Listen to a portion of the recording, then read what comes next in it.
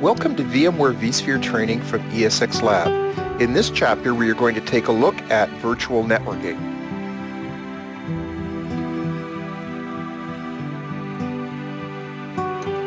Here's our project plan for the chapter. What we want to do is take a look at virtual and physical network components. Virtual network components are things like virtual switches that we will create on our ESXi hosts. And physical network components are things like physical NICs and physical switches that we will use to interconnect our ESXi hosts to our corporate network. So in this chapter, we're going to take a look at virtual and physical networking. We're going to take a look at virtual switches inside our ESXi hosts. We're going to see virtual NICs. Virtual NICs are virtual hardware that we will create in our soon-to-be-built virtual machines. We're going to see how physical NICs act as uplinks to connect our virtual switches on our ESXi hosts to physical LAN segments that they plug into. And we're going to see that physical switches are the core networking component that interconnect all of our virtual and physical network infrastructure.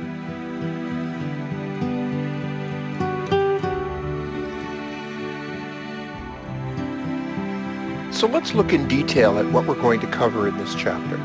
In this chapter, we're going to do an introduction to virtual networking. We're going to discuss virtual network hardware. Virtual network hardware consists of virtual NICs that we configure when we make VMs, and virtual switches, which are software objects that act like layer 2 switches that we connect our virtual switches or virtual NICs to. We're going to see ports and port groups on our virtual switches. Now, if networking were just virtual, it wouldn't really be very useful because we'd be able to do VM to VM networking, but not VM to physical peer networking. So the next step in our project, or in our chapter, is to actually take our virtual networking and uplink or connect it to physical network LAN segments.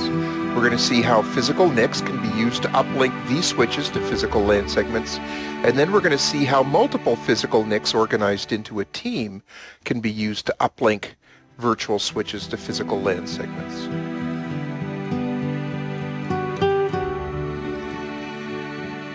Virtual switches are software layer 2 switches that exist within a single ESXi host. As a layer 2 switch, they can carry any kind of payload in the Ethernet frames that they forward. That payload can include any kind of network traffic from our VMs.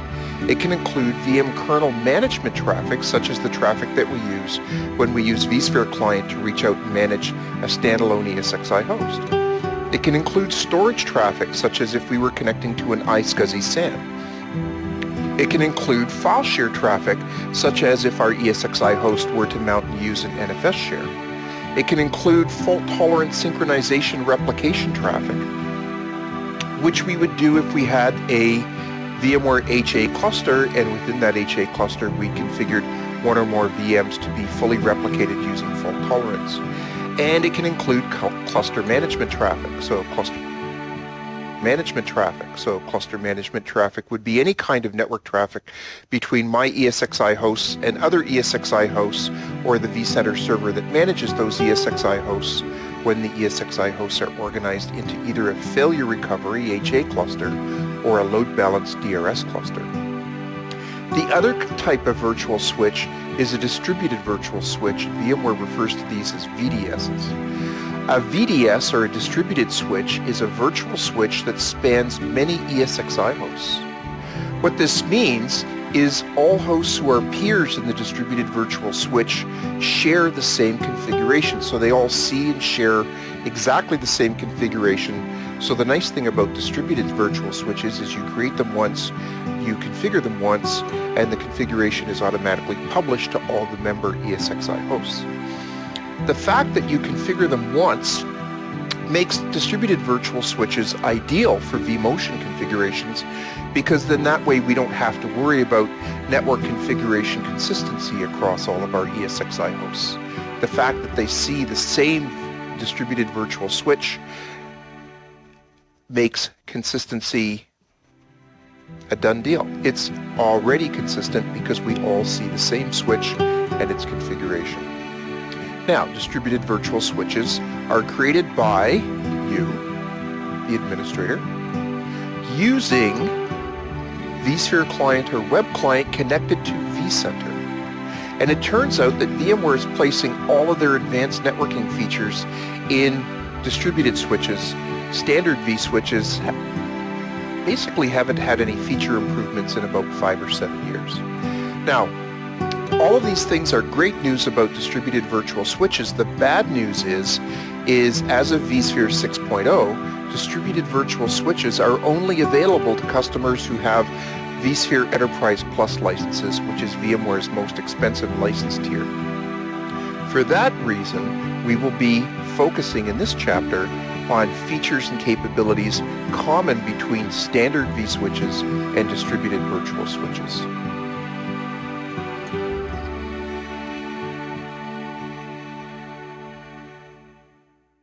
Let's take a look now at standard virtual switches.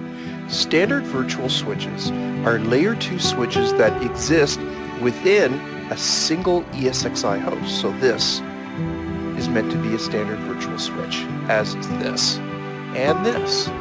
You can have as few as one standard virtual switch or as many standard virtual switches as you like, up to 248 within a single ESXi host. Okay. Standard virtual switches are used to connect virtual NICs to a virtual switch. And if those standard virtual switches have physical NICs acting as uplinks, then my network traffic can flow through to physical network peers. If I have multiple VMs on a standard vSwitch, they can talk to each other by exchanging frames through the standard virtual switch, or if they want, they can also talk to physical peers using an uplinking physical NIC. I have two additional kinds of connections, management ports and VM kernel ports. Management ports are for ESXi host to vSphere client or vCenter traffic, and VM kernel ports are for networking that the VM kernel needs to do to reach out to physical network peers like iSCSI SANs, NAS, NFS connections, and so on and so on. So, standard vSwitches exist within a single ESXi host. They let me do VM to VM networking, VM to outside world networking, and they support VM kernel networking either through management ports or VM kernel ports, and that would allow the VM kernel to connect to physical network peers like file sharing servers, other ESXi hosts for vMotion, iSCSI SANs. It would allow me to connect vSphere client directly to an ESXi host for direct host management. It would allow me to talk to other ESXi hosts that I'm working with as a peer in a load balanced or failure recovery cluster. And it would allow for me to do things like create and run fault-tolerant virtual machines.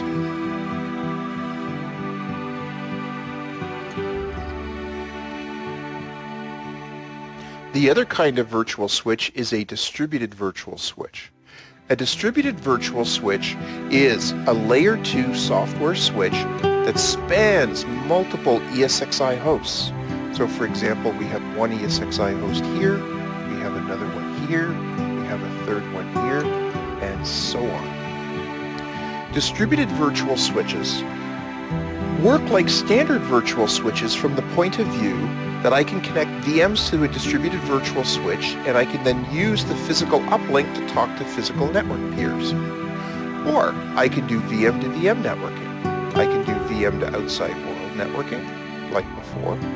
And I can have management ports here and VM kernel ports here that can talk to either VMs or talk through to the outside world. So all of this is doable within a single distributed virtual switch.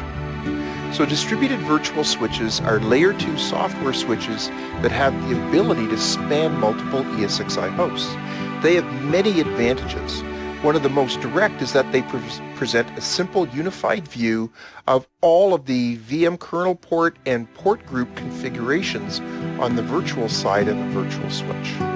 They provide a simple, consistent configuration, making it very easy to create a vMotion compatible configuration across many ESXi hosts. They support a common MAC address table. The MAC address, or ARP address resolution protocol table, is just simply a table that all switches maintain that says which MAC addresses are accessible behind which ports. And the MAC address table is used by the switch when delivery. It simply looks up the destination MAC address, decides which port that MAC address is behind, and then transmits the frame of that port. Another really useful feature of distributed virtual switches is support for internal private VLANs. This is essentially a VLAN within a VLAN. It has some rather interesting use cases. However, this is a very advanced configuration. It's only available on distributed virtual switches, and we won't be mentioning it further in this chapter.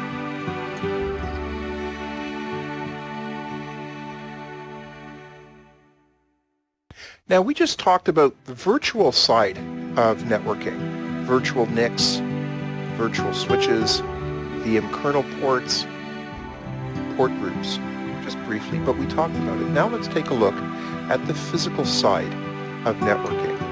Now, under most cases, the VM kernel owns all the physical NICs.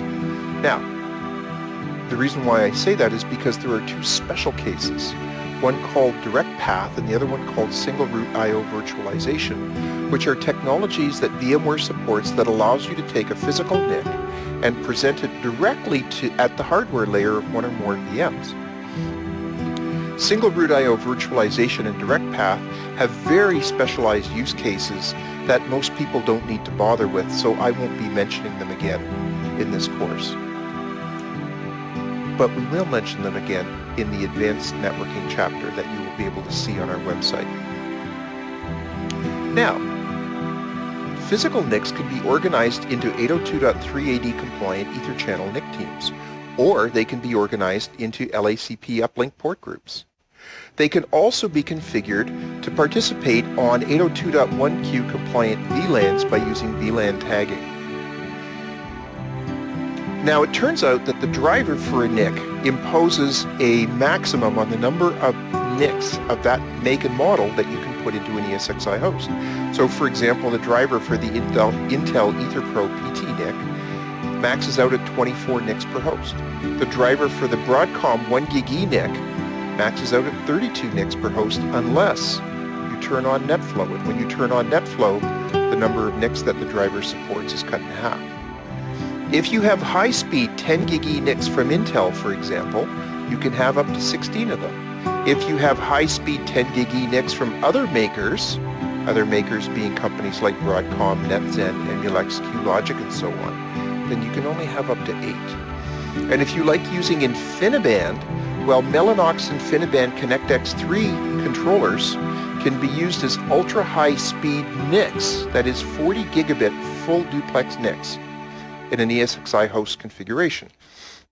Now, the good news is that this works. The bad news is that VMware essentially has an on and off again relationship with Mellanox and InfiniBand. And in vSphere 6.0, VMware says, well, we don't support it directly, but if you go to Mellanox's website and download their driver, it should work, and if you have any trouble with it whatsoever, you can contact Mellanox. Now, these are the absolute maximums that you can put for a particular make and model of NIC. But this number is reduced when you mix 1 GbE NICs with high-speed NICs. So when you do that, if you have in the same server some number of 1 GbE NICs and then you plug in high-speed NICs, the maximum number of high-speed NICs, regardless of the make and model, goes to 16, and the maximum number of 1 GbE NICs, again, regardless of the make or model, goes to 4. Now, always check VMware's hardware compatibility guide. This is a site on their, or a part of their website where you can go and you can query hardware. So you can query Intel NICs, check the make or check the model, and it'll tell you if VMware provides guaranteed support. You should always, always, always use the hardware compatibility guide to ensure that the devices you want to put in your ESXi host are guaranteed supported by VMware.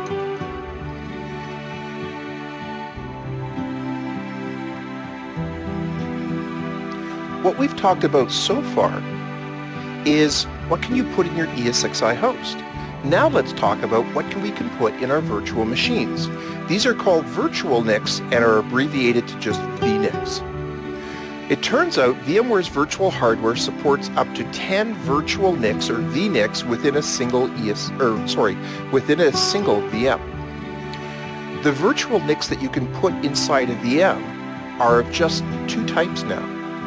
There's virtual NICs that look, act, and function exactly like Intel EtherPro MT NICs. And there's a virtual NIC, I'll explain that in a minute, called VMXNet 3. So let's go back to EtherPro. Understand that virtual hardware is software that looks, acts, and functions in a manner that is indistinguishable from real hardware. So virtual NICs are software that look, act, and function in a manner that's indistinguishable from physical NICs, and VMware has chosen to emulate the Intel EtherPro 1000 MT NIC.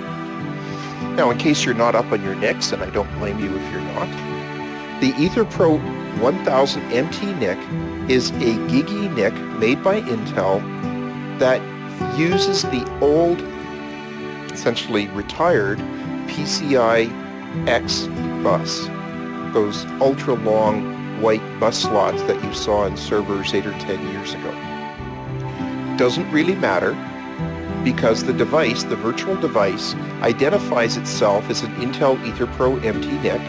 It has no dependency on the kind of bus slots you have in your physical PC server, and it will be hardware compatible with any guest operating system that has drivers for the Intel EtherPro MT NIC. So you would use the EtherPro 1000 MT NIC when you need virtual hardware compatibility with physical NICs from Intel. So for example, Win2K3, Win2K8, Win2K8R2, and so on would all have drivers for this NIC. Now the good news when you emulate physical hardware is that you look, act, and function like physical hardware, so the OS vendor's driver for that physical device will work with the virtual device. That's the good news. The bad news is that virtual hardware has to look, act, and function like physical hardware, which means any compromises, any limitations, any speed bumps or whatever in the physical hardware must be faithfully emulated in the virtual hardware. To get around those limitations, VMware engineers created a virtual NIC that has no physical counterpart called VMXNet 3. VMXNet 3 is a 100% virtual NIC, again has no physical counterpart, and it was designed for highest throughput, lowest overhead. Essentially, VMware engineers sat down and went, let's design some virtual hardware to act like a NIC for simple driver interface, high throughput, and low overhead. And then what we'll do is we'll create guest OS level drivers for all the OSs that we support, so that any OS that we support can use the virtual NIC, the VMXNet 3 NIC, to take advantage of its improved throughput and low overhead. Now, whether I use EtherPro NICs or whether I use VMXNet 3 NICs at the VM level, I take those virtual NICs and I plug them into port groups on vSwitches. They are auto-assigned. All we have to do is say which port group, and I'll talk about that in more detail a little later on in this chapter.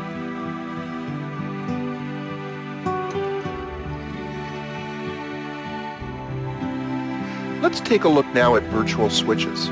Virtual switches are either standard or distributed virtual switches, and to a VM, to an ESXi host, they look, act, and function like unmanaged layer 2 switches. In other words, an unmanaged layer 2 switch simply forwards frames by destination MAC address and by uplinking port number. So in other words, if MAC address ABC is behind physical port number 5, whenever the switch receives a frame for the NIC whose MAC address is ABC, it will simply transmit that frame out port number 5. Here are the maximum for our virtual switches.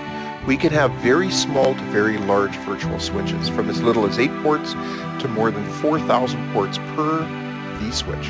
However, the total ports across all of our vSwitches on a single ESXi host must not exceed 4,096, and the total number of vSwitches per ESXi host must not exceed 248. Okay? Now, vSwitches use physical network adapters to act as uplink between vSwitches and uplinking physical switches. So the physical NICs, called PNICs, act as an uplink cable between a vSwitch and the physical switch that the physical NIC is plugged into. We'll see some examples of it very shortly.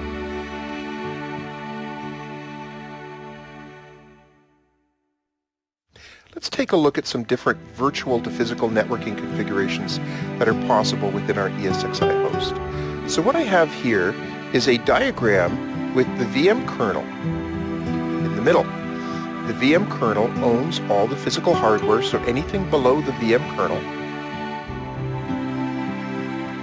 is physical hardware. This right here is a VM kernel port. VM kernel ports plug into vSwitches. These guys up here are virtual NICs within a VM. And those virtual NICs can talk to virtual switches. So I can have VM to VM traffic going on. I can have VM to outside world traffic going on. I can have VM through teamed network configurations where traffic can flow through multiple NICs to outside world traffic going on. So really what I have is three different kinds of networking. I have isolated virtual switches. These are vSwitches, like we have on the left, that have no uplinking physical NICs. I can have uplinked virtual switches, like I have on the right, where I have a single uplinking physical NIC. And I can have teamed uplinking virtual switches, where I have between 2 and 8 physical NICs that uplink a vSwitch to a physical LAN segment. And all of my vSwitches support VLANing, NIC teaming via Ether channel or LACP, traffic shaping, and more.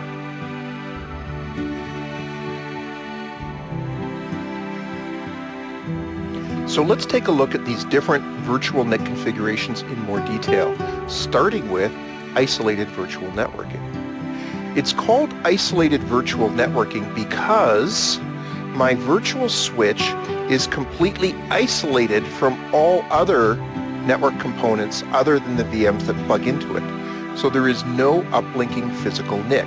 What this means is that my VMs can do VM to VM networking here through the uplinking physical NICs, but they can't do VM to outside world or VM to VM on another vSwitch networking.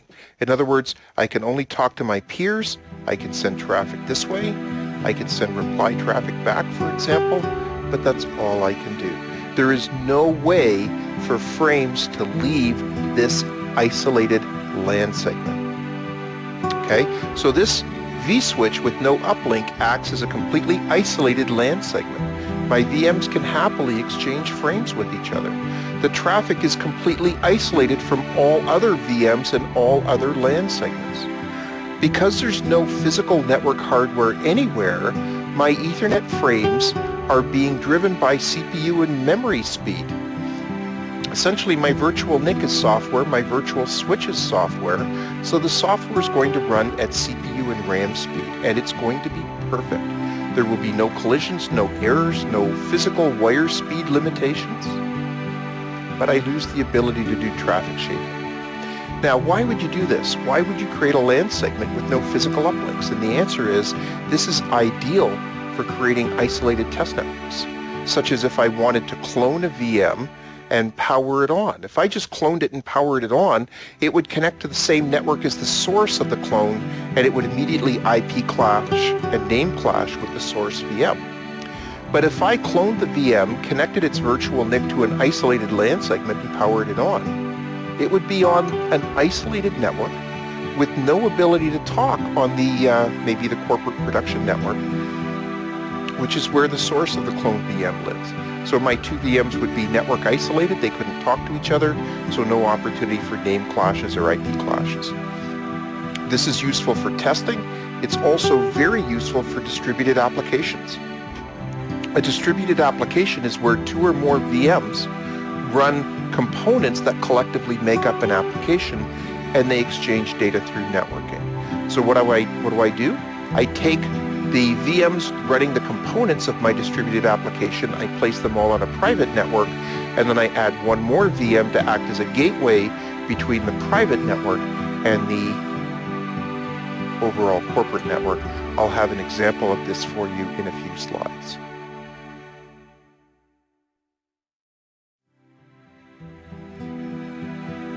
Now let's take a look at outbound virtual networking. Outbound virtual networking is where I have a single physical NIC that uplinks my vSwitch to a physical switch. The physical NIC is a dedicated physical NIC for the exclusive use of the vSwitch in question. So the way it works is this. What happens is, when a VM sends a frame, that frame goes to the virtual hardware. The virtual hardware transmits the frame to the virtual switch.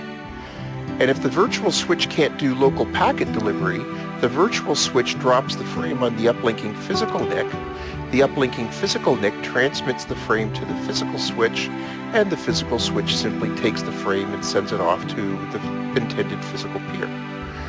So that's the path through which a VM can send a frame to a physical peer, and the reply frame would simply be the reverse path. The frame would be received by the physical switch, delivered to the physical NIC, who would deliver it to the virtual switch, who would deliver it to the VM, who would then deliver it to the guest operating system. So that's the way it works. Now, virtual NICs have to look, act, and function like physical NICs, which means they have MAC addresses. VMware has purchased 4 vendor organizationally unique identifiers, or OUIs, and OUIs for MAC addresses are the first 3 bytes of a MAC address. So, in a VMware environment, virtual NICs typically have MAC addresses that either start with 005056 or 000C29. Now, VMware owns 2 more OUIs, but they typically don't use these OUIs. And when you make a new virtual NIC, all the ESXi host does is it completes the MAC address by taking 3 random bytes, normally, and creating a hopefully unique MAC address. Now, I say hopefully unique because VMware doesn't work especially hard to guarantee that MAC addresses are unique, and it's very rare, but it is possible to have duplicate MAC addresses. If you want, you can create your own MAC addresses, and you can assign them to virtual NICs. And using vCenter and Web Client, you can create virtual MAC address assignment policies so that you can guarantee no MAC address conflicts. Now, if I add a physical NIC to a virtual switch, that physical NIC acts like an uplink cable between the virtual switch and the uplinking physical switch. Because I now have a physical pathway between the virtual switch and the uplinking physical switch through the physical NIC, VMs can now talk to physical peers. Now, the physical NIC here, this physical NIC runs in something called promiscuous mode. Promiscuous mode is where the NIC will simply transmit or receive anything that is sent to it. Normally, a physical NIC will transmit frames with the physical NIC's MAC address in the source MAC field, but in promiscuous mode for transmit, the physical NIC just transmits whatever it's told. And for promiscuous mode on receive, the physical NIC normally takes a look at the destination MAC address of any frames it receives and filters any frames that were delivered to the NIC that do not have the NIC's MAC address in the destination MAC address field of the frame. But in promiscuous mode, the physical NIC simply goes, a frame for me? Okay, I'll give it to the vSwitch, and the vSwitch can do whatever it wants with the frame.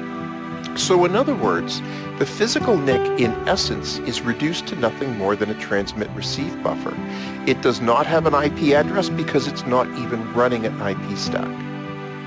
Now, the good news is the physical switch learns the MAC addresses of all the VMs on the vSwitch that is using the physical NIC. So what that means is, if I have many VMs up here plugged into the virtual side of the vSwitch, they'll all have different MAC addresses. All of those frames will go to the physical NIC, but those frames will have different destination MAC addresses, and all of those frames will be transmitted without change to the physical switch, and the physical switch will simply create a roster of all the MAC addresses that it sees flowing through this port. And when it gets a reply frame from the physical network where the destination MAC address field is any of those MAC addresses, the reply frame will be sent to the physical NIC, who will deliver it to the virtual switch, who will deliver it to the intended VM. So that's the way virtual networking works.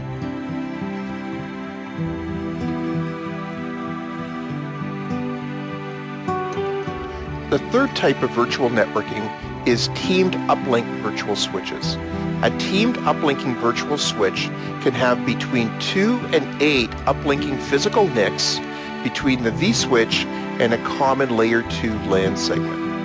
When I add a second, a third, a fourth, and so on NIC to a team, so I have one, I add a second, I add a third, what happens is ESXi automatically builds a NIC team out of these physical NICs.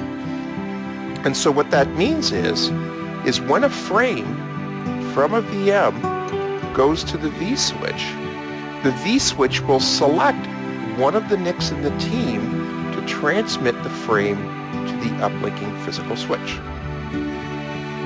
That's what NIC teams do. Now, different VMs can use different uplinking physical NICs in the team, so what this means is I get load balancing across all the NICs in the team. Okay?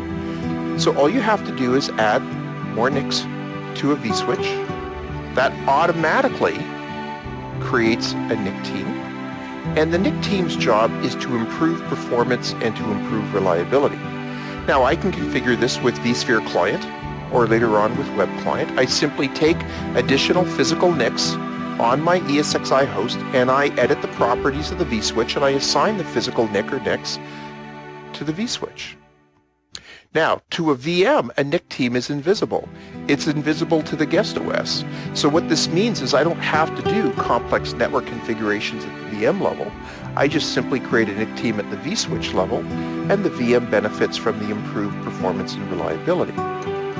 Now, VMware has 5 different NIC teaming strategies.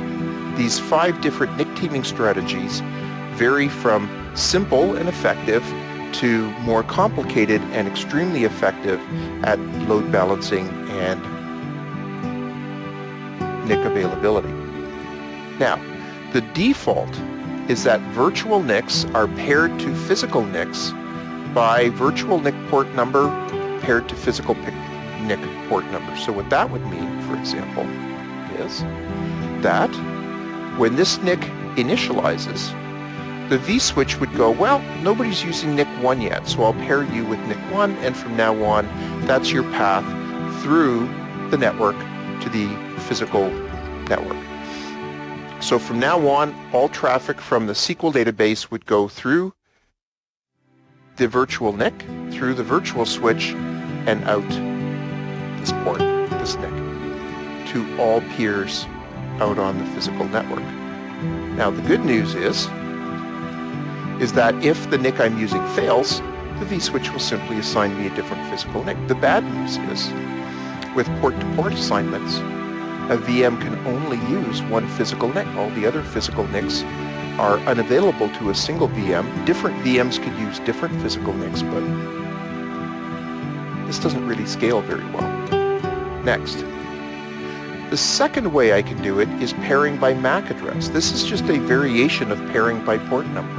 Instead of using the virtual port paired to the physical port on a vSwitch, what the vSwitch does is it simply says, okay, the MAC address of VM A is going to be paired to physical NIC 1, the MAC address of VM B to physical NIC 2, the MAC address of VM C to physical NIC 3, the MAC address of VM D to physical NIC 1, and so on, and around it goes. It essentially accomplishes the same thing as port-to-port pairing, and it has the same limitations.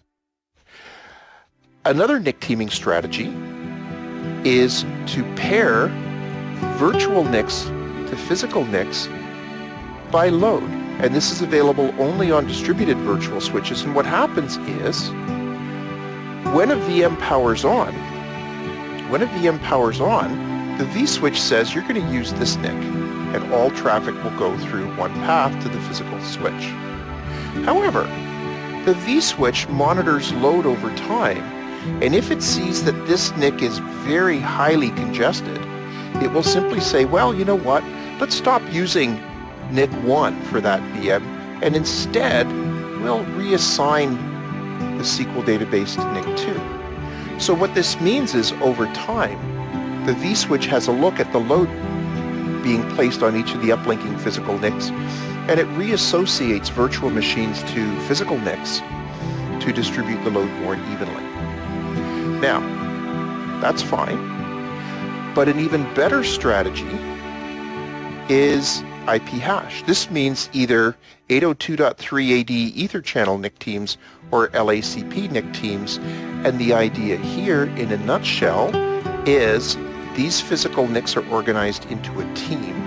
I have to create an LACP or Ether channel team on the physical switch, and then what happens is, when a frame is received by a VM or from a VM to a vSwitch, the vSwitch will look at the destination MAC address, the destination of some computer out on the network, and what it will do is it will select a physical NIC to get to that computer. If I have a different physical computer somewhere else on the network that I want to talk to, or that maybe wants to talk to me, it can use a different pathway through the NIC team. So the nice thing about IP hash NIC teams is a single VM can have multiple uplinking physical NICs in use to talk to different physical peers on the network. Now, the final strategy is active standby. And active standby says, essentially it says this. It says, well, I'm going to use one NIC as my active peer, and all the other NICs are going to be standby NICs for me. A different VM may choose a different active NIC to talk to its peers. The point is that if my active NIC fails, my traffic will simply get rerouted through a healthy standby NIC. Now, the reason why there's 5 different strategies is because there are various trade-offs between complexity, overhead, speed, and sophistication of each implementation. When you go to create a NIC team, the default configuration is virtual NIC to physical NIC pairing by port, because that is simple, it's low overhead, and it is supported by even the simplest unmanaged switch. And if you want, you can simply go and edit the NIC teaming strategy in the vSwitch properties and select any one of these other NIC teaming strategies. Now, we are not going to go into any more detail on the pros and cons and issues of all these other NIC teaming strategies in this chapter. We're going to save that for a future chapter on advanced networking.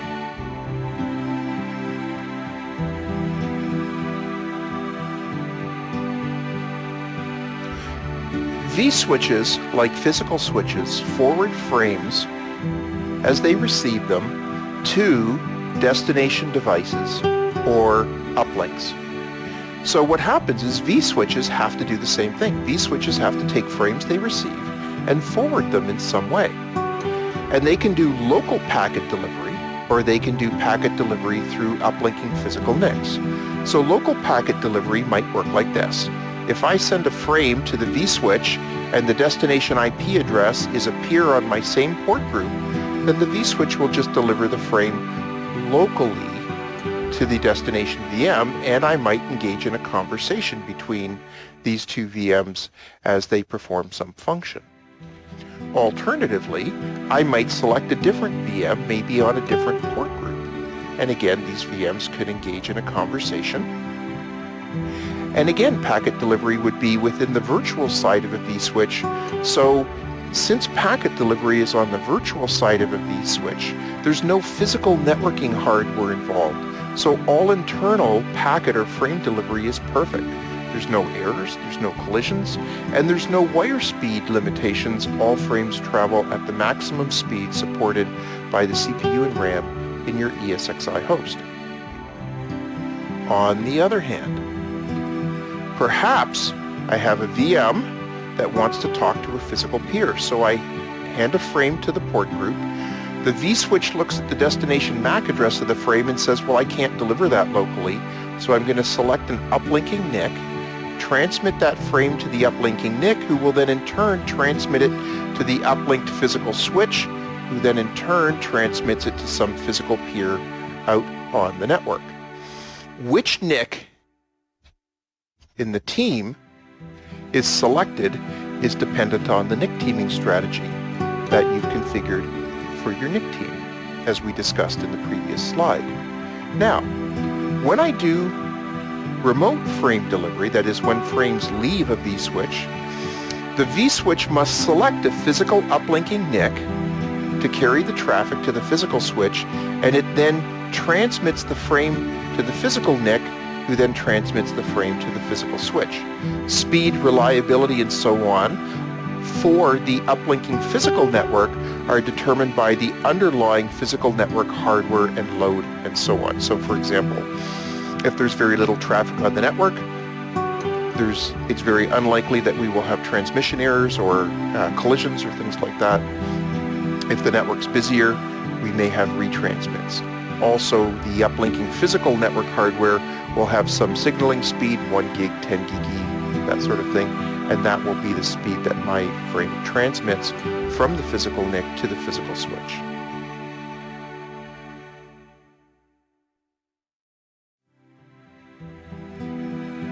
Now let's talk about multi-homing a VM.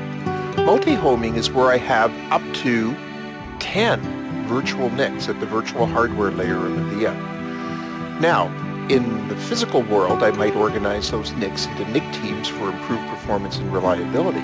But in the virtual world, my virtual NICs won't fail. They won't become accidentally disconnected, and they don't need teaming to be fast.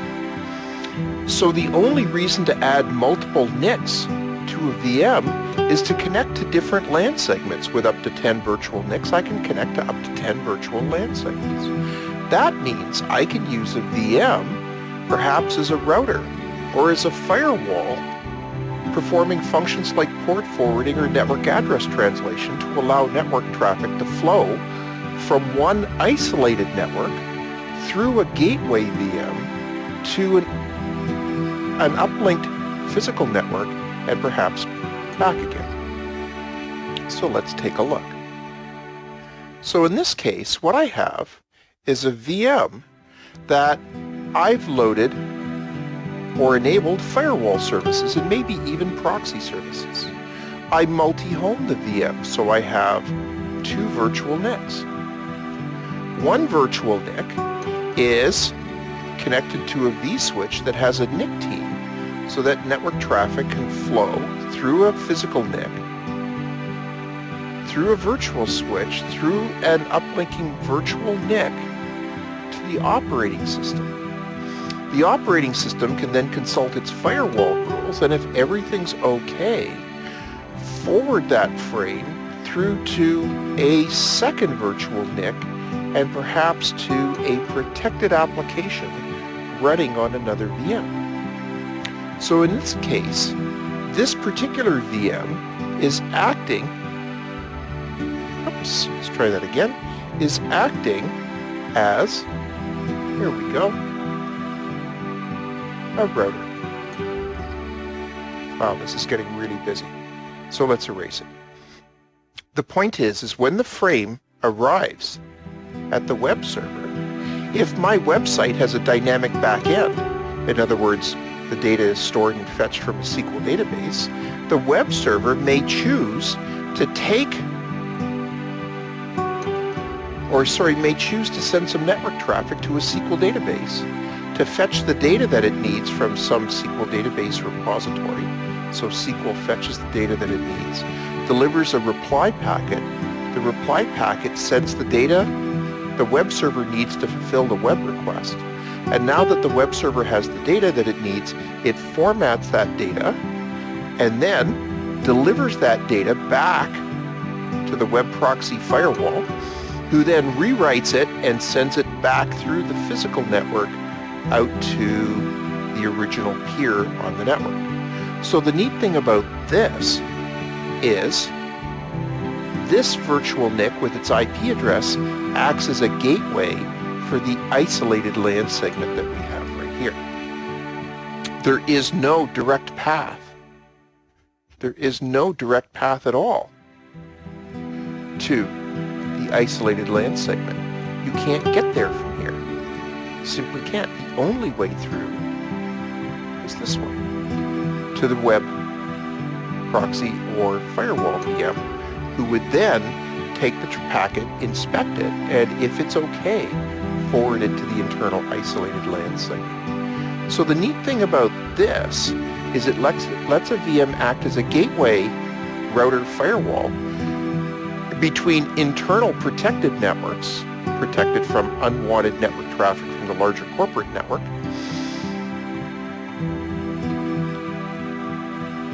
for inbound requests. So what that means is I get a request from the outside world, I go to the firewall decides, is that request okay? Is it coming from an IP address I'll accept? On a port number that I'll accept using a transport protocol, TCP or UDP, that I will accept. If so, I'll rewrite the traffic, send it to the web server, let the web server deal with it. The web server sends me back a reply. I don't care how that reply was generated. I take the reply, I rewrite the destination, the source and destination MAC addresses and IP addresses in the frame, send the frame out to the person who originally made the request. Now, the cool thing about this is if I use a VM as a gateway device, so in this case I'm using a multi-home VM as a firewall, I can take advantage of the fact that this is a full virtual machine. It's not a closed appliance. Because it's a full virtual machine, I can turn on firewall rules. Both Windows and Linux have a rich set of firewall rules. But I can also run additional applications that enhance my protection. So for example, I can run host or network intrusion detection. This is special software that looks for unusual behavior and then examines it for signs of penetration, either penetration on the network or penetration right into the host operating system. I can run web or application level proxies. A web proxy, for example, is a piece of software that looks at web requests, looks at the responses to those web requests, and maintains essentially a cache of request response transactions. So that in the future, if I get exactly the same request, I can send back exactly the same response without bothering the back-end web server. Or I can do things like create a central logging service and then tell the firewall to log all activity to the central logging service. So if somebody does actually breach my firewall, they can't erase their tracks by editing or deleting the log file, because the log file is on a specially hardened machine that I've set up somewhere else. So multi-homing VMs is great if I want a VM to act as a gateway between two networks, perhaps a larger untrusted network and an isolated, much more controlled network.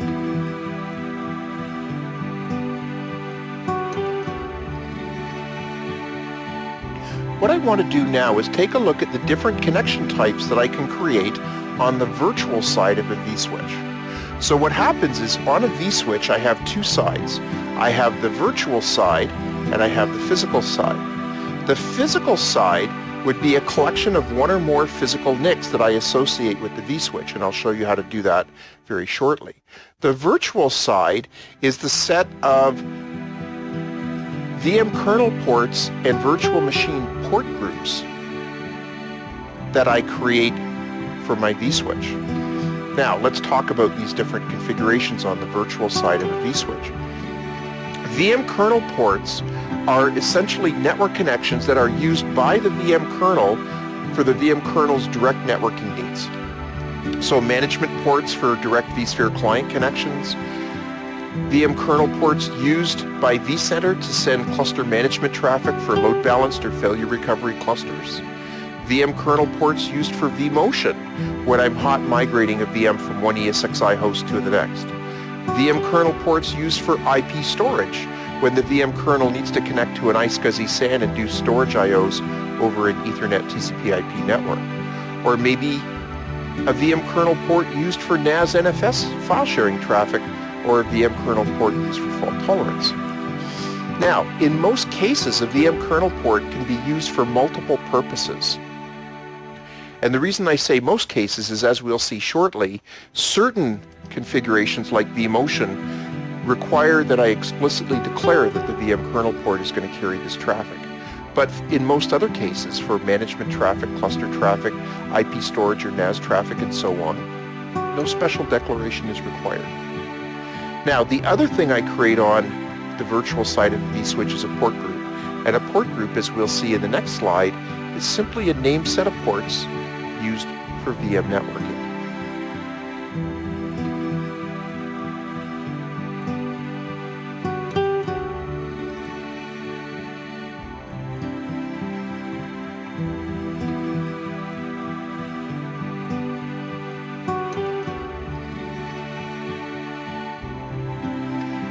Let's take a look now at port groups.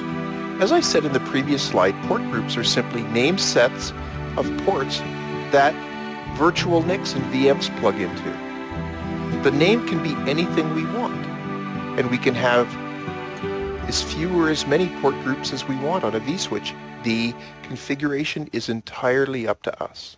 So we could have all of our VMs plug into a single port group, or we could have different port groups for different reasons. So in this particular case, what I have is I have three different port groups. I have the test port group. Perhaps I plug my test VMs into that. I have my development port group. Perhaps I plug my development VMs into that. And I have my production port group. Perhaps I plug my production VMs into that. Again, I can have as few or as many as I like. Now, port groups, again, are simply named collections of vSwitch ports that virtual NICs can plug into. Port groups, when you make them, automatically inherit the base properties of a vSwitch, but you can override these properties on a port group by port group basis. Properties would be, what's the VLAN tag number to associate with network traffic that goes through the port group? What specific security policies do I have with regard to spoofing, sniffing, and port scanning do I have for VMs that connect to a port group? And do I have any traffic shaping policies rate limiting the amount of network bandwidth that the VMs in a port group can use? And we'll see these settings a little later on.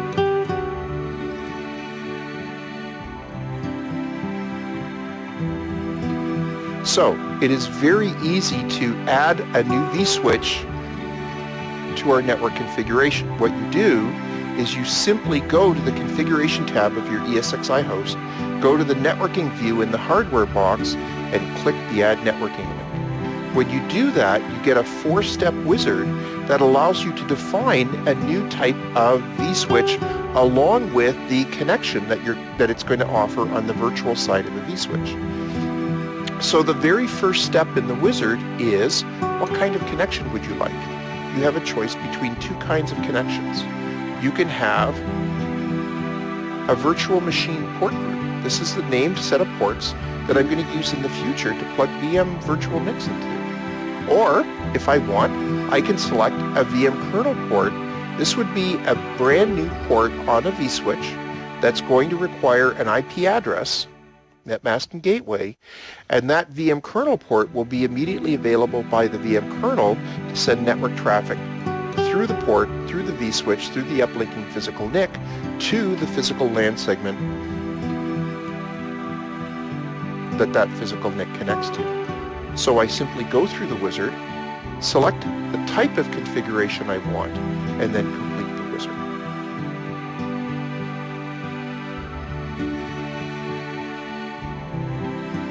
What I have here is a screenshot of the networking view in vSphere Client.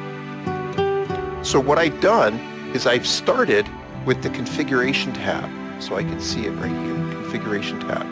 If I zoom in over on the left, I can see that what we've done is we've clicked on networking.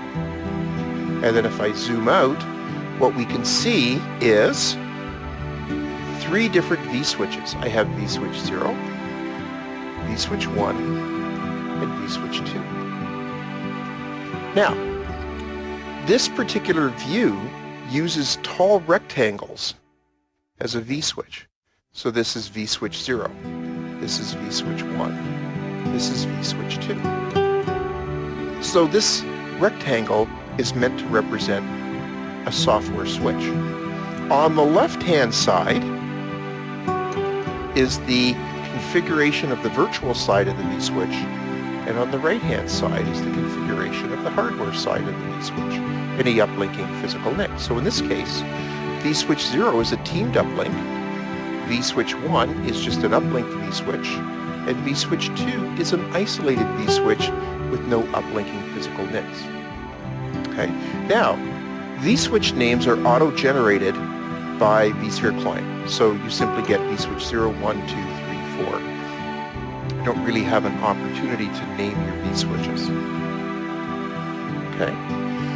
However, once you've made your vSwitch, you can click the Properties link to the right of each vSwitch, and the Properties link allows you to update the configuration of the virtual side of the vSwitch or update the configuration of the physical side of the vSwitch.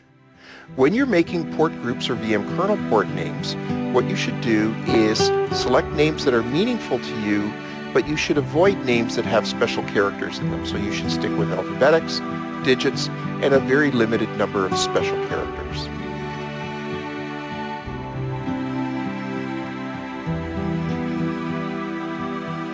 So what I have here is a screenshot of the properties of a vSwitch. So I would go into the properties of a vSwitch if I want to change or review the properties of either the virtual side or the hardware side of a vSwitch. So let's take a look. So what I have over on the left is a screenshot of the properties of vSwitch 0, and I can see it right here, vSwitch 0 properties.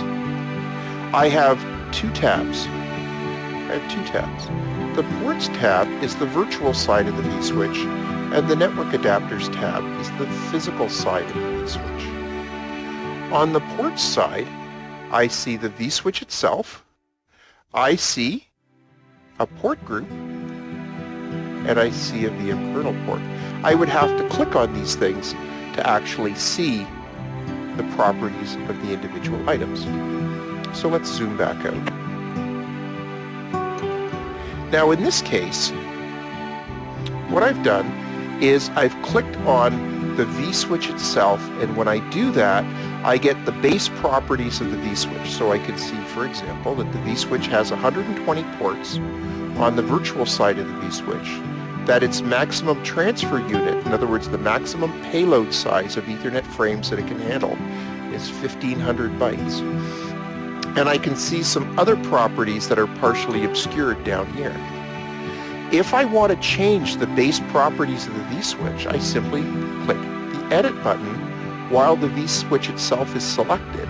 And when I click the Edit button, what I get is 4 tabs. Let's take a closer look. So the 4 tabs are general. These are the general properties of the vSwitch. How many ports on the virtual side of the vSwitch? What is the maximum payload size of Ethernet frames flowing through the vSwitch? I might want to increase this number to 4K or 8K so that I can implement jumbo frames. I can also set the base vSwitch security properties. This has to do again with port scanning, sniffing, and snooping. So what I can do is I can enable policies that prevent those actions from bearing fruit. I can rate limit how much network bandwidth the vSwitch can use, or port groups or VM kernel ports on the vSwitch can use, and I can, if I want, set or change the NIC teaming strategy to be used when I assign multiple physical NICs to the team. So earlier I said there are 5 different NIC teaming strategies, and you can select whichever NIC teaming policy you want. This is where you would do it. Okay. So the base properties are simply the maximum transfer unit, which is the largest payload size an Ethernet frame can have, and you can review the other tabs, security, traffic shaping, and NIC teaming, to set the properties as you see fit.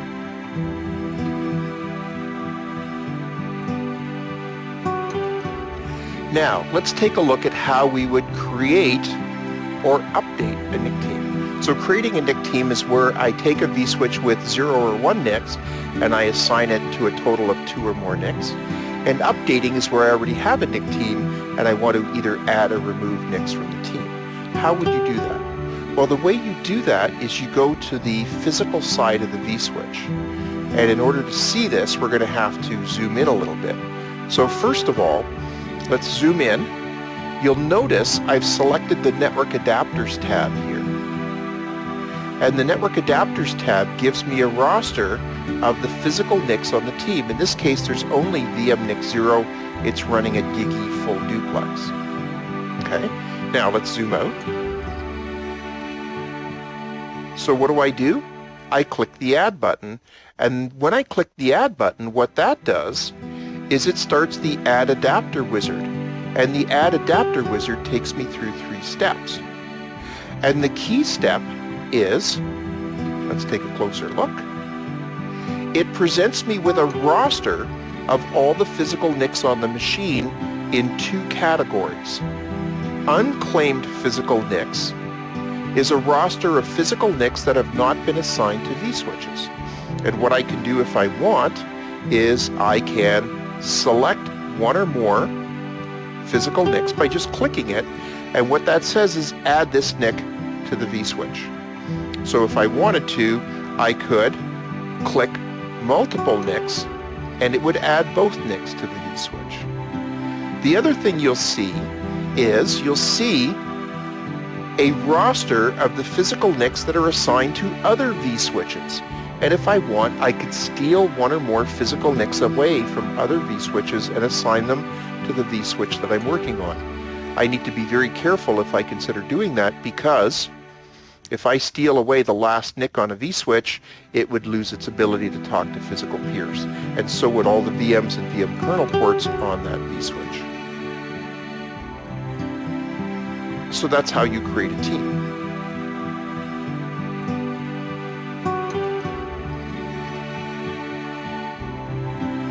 Now what I'd like to do is I'd like to examine the properties of a particular vSwitch in more detail. So what I have is a number of screenshots, and these screenshots are all from the networking view. So this is going to involve some zoom in and zoom out, so bear with me as we do it. So first of all, what I want to do is I want to zoom in on the vSwitch that we're looking at. And what you'll see here is that we're looking at vSwitch 0. vSwitch 0 has 2 physical NICs on the physical side of the vSwitch. It has a port group called production on the virtual side of the vSwitch, and it has a VM kernel port partially obscured by the screenshot, and the VM kernel port has a static IP address. Great, let's zoom out. So on the left side of a vSwitch, I have all the virtual configurations. And you'll notice that there's a little speech callout to the left of each item. If I click that speech callout, what I get is a pop-up. So you notice, for example, it says production here, and it says production right there. And so what I get is a callout, or when I click the callout, is I get a pop-up box that shows me the properties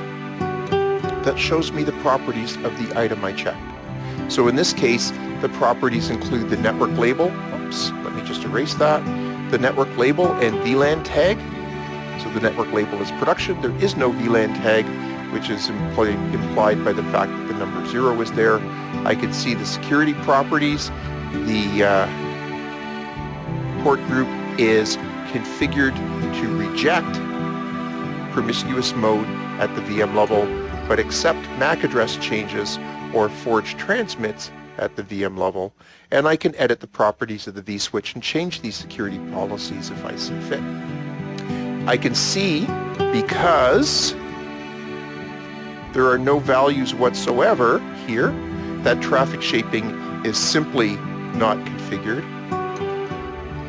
And I can see that the failover load balancing policy is port ID. This is my virtual NIC port to physical NIC port. And again, I mentioned that that was the default load balancing policy for vSwitches. So let's zoom out.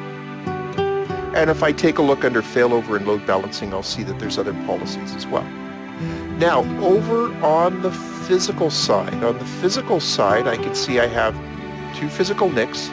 They're running at 10 gigabit full duplex, which is nice. Okay, and I have speech balloons here as well. And so if I click on one of these things, what I get, if I take a closer look, is the Cisco Discovery Protocol properties discovered by the physical NIC that I select. So CDP is a way for Cisco-aware devices to either advertise their presence on the network, listen for advertisements from other Cisco-aware devices, or do both. Now, here's the funny thing, is when I click on the speech balloon, so maybe, for example, I choose to click on this one, I get a Cisco Discovery Protocol pop-up. And in that pop-up, I see a long roster of CDP properties. And I might be inclined to believe that these are CDP properties of the device I clicked on. And that would be incorrect. What these are is CDP properties learned by the device I clicked on. Okay? Learned by the device I clicked on. Still very useful information. And you'll see later on in the lab how you actually turn on CDP.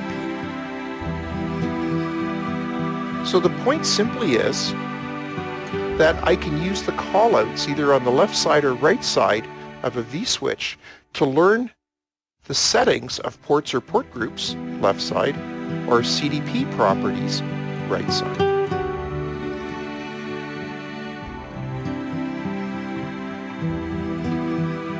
We're going to move now from the networking view to the network adapters view. So the network adapters view is what I see when I go to configuration here, when I go to the hardware box and I click on network adapters. And what I get is a roster of all of the network adapters in the machine. So in this case, what I have is 4 network adapters. They're all running at GigE full duplex. 3 of the 4 network adapters have been assigned to a vSwitch. They have MAC addresses that are reported here. This next one is very interesting. The observed IP range is very helpful. You see, the reason for that is because I would use different LAN segments, either different physical LAN segments or different VLAN segments, to hold different kinds of network traffic, maybe storage traffic on one, production traffic on another, backup traffic on a third, and so on. And for each physical or virtually isolated LAN segment, I would use a different subnet, which means a different range of IP addresses. So what VMware does is they report the range of IP addresses visible to each physical NIC. And the idea there is if I'm using subnet A for production, subnet B for backup, and subnet C for storage, then all I have to do is look at which physical NICs can see subnet A. I should use those NICs for production. Which physical NICs can see subnet B or C? And I would use those physical NICs respectively for backup and storage. The other thing it tells me is, do these physical NICs support Wake on LAN? And Wake on LAN is useful if I ever want to put my ESXi host into a soft power off state so that I save power for an ESXi host that might be a lab machine or a disaster recovery machine that spends a lot of time doing nothing. Rather than just leaving it on and burning power and generating waste heat, I can put it into power standby mode, essentially turn it off, and then turn it back on again whenever I want. So these are the things that you can see in the network adapters view.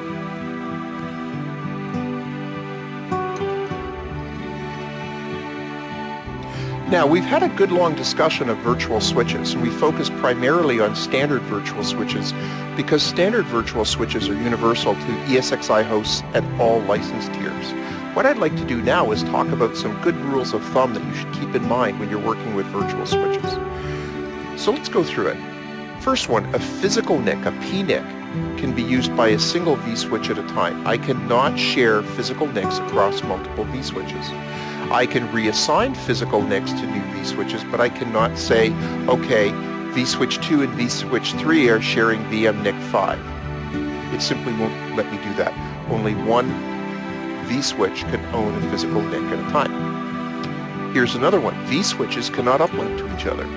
So with physical switches, if I run out of ports, I can simply take another switch, use a crossover cable, uplink the two switches, and now I have one larger LAN segment.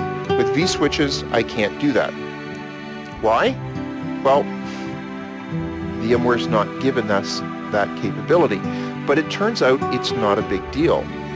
The reason it's not a big deal is what VMware did give us the capability of doing is simply editing a vSwitch and increasing the size or the number of ports on the virtual side of a vSwitch. So if I run out of ports to plug in my VMs, I simply edit the vSwitch and increase the number of ports.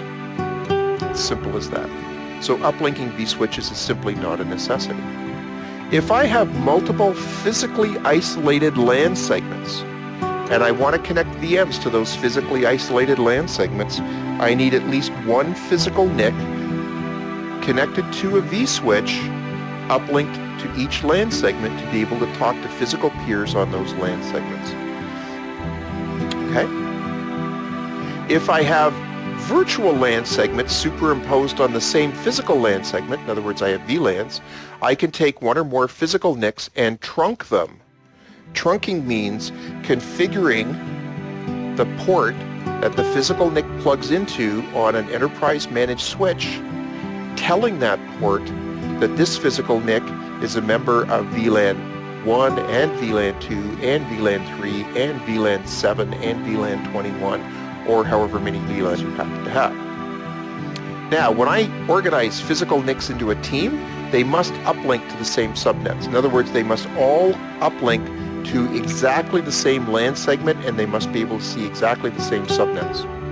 It would be a mistake if I had NICs uplinking to different networks that I tried to organize into a team. Now, VMs can only plug into port groups on the virtual side of the vSwitch. Again, I mentioned towards the beginning of this chapter that there are special configurations called single root I/O virtualization and direct path where VMs can actually directly own physical NICs. Those have very limited use cases, and we're not going to cover them in this chapter, so for all intents and purposes, the statement I have highlighted is correct. VMs plug into port groups on the virtual side of vSwitches. Port groups deliver their traffic to the vSwitch, who delivers the traffic either locally or to physical peers through one or more uplinking physical NICs. Now, good rule of thumb, you can always find a use for more physical NICs.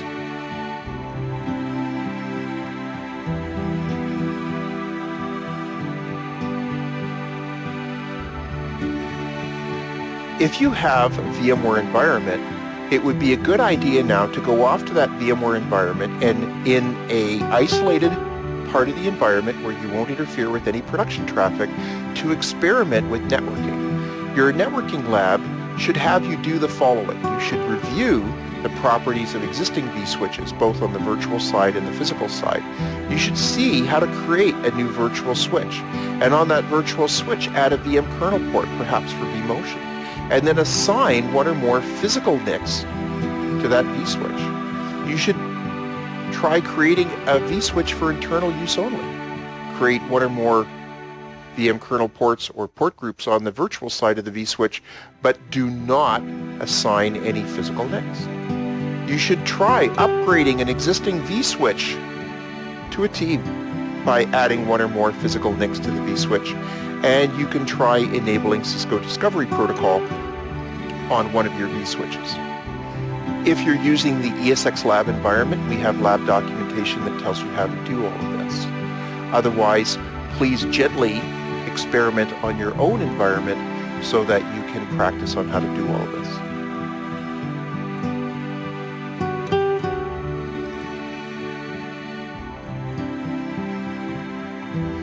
Welcome to the networking video lab.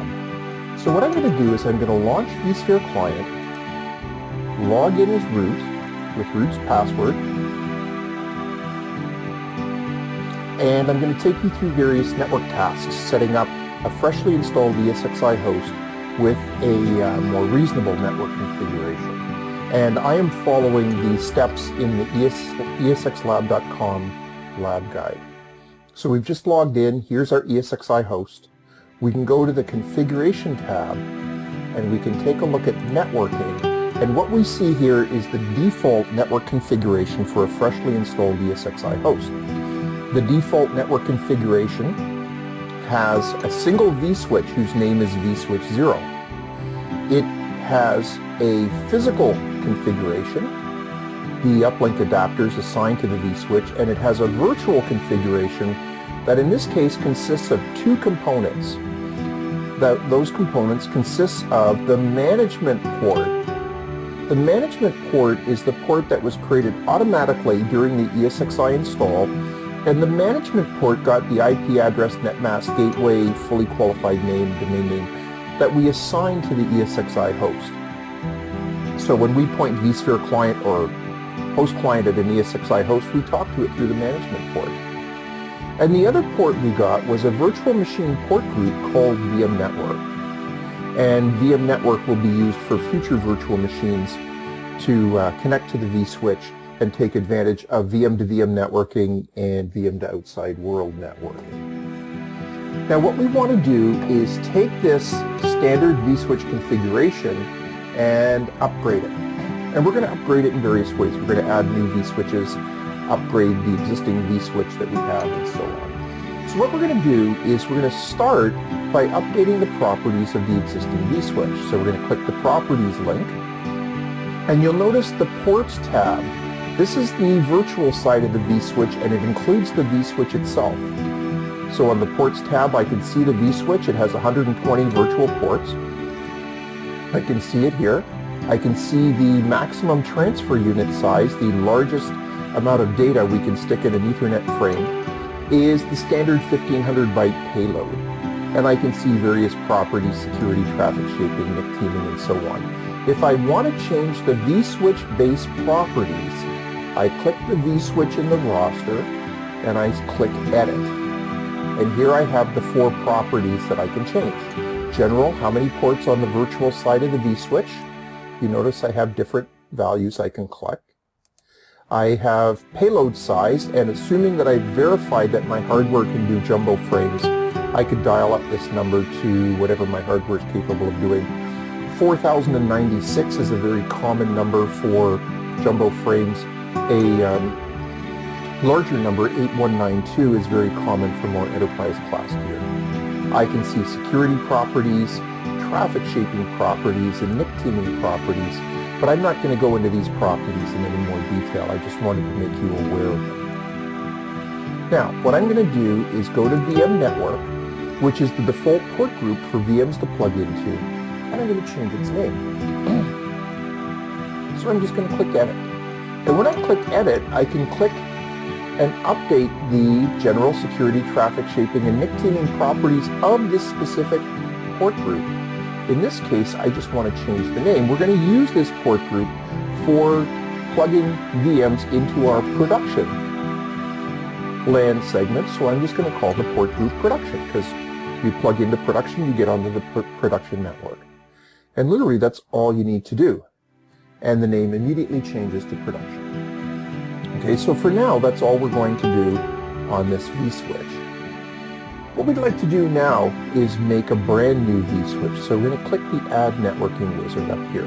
You use that wizard anytime you want to create a completely new vSwitch. The wizard starts and it says, okay, what kind of connection do you want to make on the virtual side of the vSwitch? You have two options. I can make a port group for virtual machine access or a VM kernel port. This is how the VM kernel does its own networking to the outside world. So we're going to do VM kernel. And the reason for that is because we're going to use this new vSwitch to uplink to a physical network so that in the future we can do hot vMotion migrations. So it gives me a roster of unallocated physical NICs, VMNIC 1, 2, and 3. You'll notice vSwitch 0 is already in use, or VMNIC 0 is in use by vSwitch 0. So we're just going to take the next NIC available, say next. We're going to give the VM kernel port a name. We're going to call it vMotion. Oops, too many M's. And we're going to use this VM kernel port for vMotion. By the way, the name is not significant. You can call it anything you want. You just check that box and it's good for vMotion. We're going to assign a fixed IP address. And in the ESX Lab remote lab environment, the IP address we use for the vMotion VM kernel port for ESXi1 is 192.168.21.51 with 3 bytes of net mask. Okay. We say next once we verify that everything's correct, and finish. And our new vSwitch is created and added to our vSwitch roster. Here it is, with the correct IP address. Notice this one here is 20.51. Our vMotion network is 21.51. So now we have a brand new vSwitch. We're going to make one more vSwitch. And what we're going to do is go to Add Networking. And we're going to make a virtual machine configuration on our new vSwitch. And this is going to be for VM to VM networking, but we're going to uncheck all NICs. So we have no uplinking physical adapters, so we can't do VM to outside world networking. This is for a local LAN segment. I'm going to call it internal 1 because it's for host 1. Internal would normally be good enough. So I'll say next, finish, and let me just scroll down. Here's my new internal 1 port group on a vSwitch with no uplinking physical adapters. There you go. Now, let's go back to vSwitch 0 here. We can see that vSwitch 0 has a port group that we're going to use for our production VMs. And you would reasonably think that, well, maybe my production VMs need more bandwidth and more reliability than one physical NIC can give them. So let's add a second physical NIC. So how do you do that? Well, you go to Properties, you go to the Network Adapters tab, and we see VMNIC 0 is the only NIC added to the roster. So we say Add. We pick one of the unclaimed adapters. We're going to pick VMNIC 2. We could even pick VMNIC 3 if we wanted to, but we'll stick with just 2. Say Next. We can see that it's going to be an active adapter. If we wanted it to be a standby, we could click it and move it down. And now it's a standby. But we want to actually use it, so we'll move it back up. Okay. It's going to be dedicated to the vSwitch. If we wanted, we could dedicate it just to the management port. We'll say Next. And this is the new NIC that we're adding to our vSwitch, so we say Finish. And we see that VMNIC 2 has been added to the roster, so we say Close. And you'll notice that vSwitch 0 now has a NIC team. It now has a NIC team. Good. So we've just created vSwitch 1 and made a VM kernel port for vMotion. vSwitch 2, an internal-only vSwitch that has no uplinking physical adapters. And we just promoted vSwitch 0 to a NIC team. Now, there's more you can do. I want to point something out to you. If I click this callout beside any object on the virtual side of the vSwitch, I can see its base properties, its name and VLAN tag and so on, its security, traffic shaping, and NIC teaming properties, its failover, failback, and so on. That's cool. And you notice if I click the management port, I get the same information. Now, what about on the right? If I click a NIC on the right, it says, hold on, Cisco Discovery Protocol is not available on this adapter. So I'm going to dismiss that. Go to another one, save that. So here's what we're going to do. I'm going to temporarily minimize vSphere Client because I have PuTTY on the desktop. I'm going to run PuTTY, which is an SSH client. I'm going to go to esxi1.esxlab.com. Some things you can only do on the command line, so it's useful to have command line configuration access. So I'm going to log in as root, the administrator, esxlab.com. I now have command line access to my ESXi host.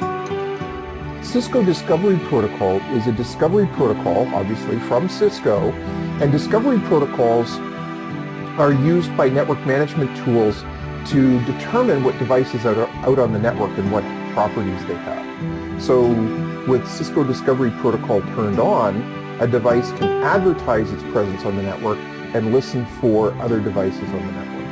So what we can do is we can turn on Cisco Discovery Protocol on a vSwitch. And first of all, before we turn it on, we can get the status of whether Cisco Discovery Protocol is actually running on a vSwitch. And the way you do that is you say esxcfg-vSwitch-get-cdp vSwitch 0, the name of your vSwitch. And it says it's set to listen. So it will discover properties of other Cisco-aware devices, but it will not advertise to the world what properties it has to offer. So what you can do is esxcfg-vSwitch-set cdp both vSwitch 0. Both means listen and advertise. And typically in Linux command line world, when a command works, it doesn't brag about it. So you don't see any kind of output saying command completed successfully. But if I recall the esxcfg-get cdp command, just hit the up arrow key, now it says both. It says both here. And if I was interested in this, I could do the same thing for vSwitch 1. Okay, I could do the same thing for vSwitch 1. Now that we've done this, let's recall vSphere Client, and let's actually refresh. So we'll click the refresh link. And if everything goes according to plan, I should be able to click one of these callouts. Oops, not there yet. Let's try the other one. Not there yet. Well, you know what? Let's try one more time, just for good luck. And let's see what we've got. Oh, it's not my day. Now, what happens is it can take a couple of minutes for CDP updates to actually propagate through vSphere Client. Okay, it can take a couple of minutes. And it looks like it's not going to respond instantly. So what I'm going to do is pause the video, come back in a couple of minutes, and see how we're doing. Okay, we've given it a couple of minutes wait, and I have good news to report. I can click on a callout now, and I can see that Cisco Discovery Property or Protocol is in fact working on this virtual NIC, and that it is starting to discover information about NICs on the network. So you notice this one has discovered VMNIC1 and properties of VMNIC1 like its maximum transfer unit, the system that owns the NIC, and so on. So it's generally a good idea on ESXi hosts to turn on CDP on vSwitches just to make the networking environment a little more friendly to Cisco management tools. Now I should point out, if you're not a Cisco shop, ESXi also supports link layer discovery protocol, which is the good news. The bad news is LLDP is not supported natively on a standalone ESXi host or on standard vSwitches. You have to have distributed virtual switches before you can turn on link layer discovery protocol. And that is how you work with standard virtual switches.